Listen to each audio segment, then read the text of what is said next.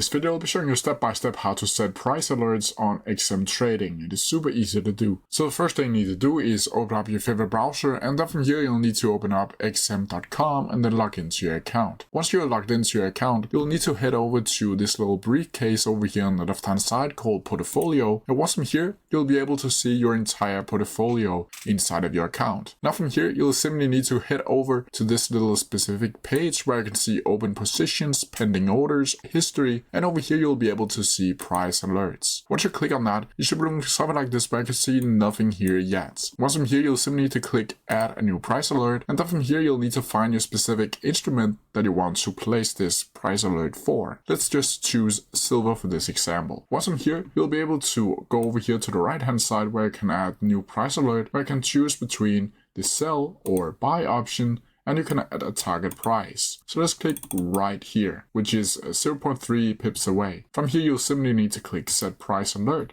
And then from here, it will automatically go over here. And once it's filled, you'll be getting an email from XF Trades that your price alert has been reached. But that's how you do it. If you have any questions about it, please leave them down in the comment section below, and I'll try my best to answer them as quickly as possible.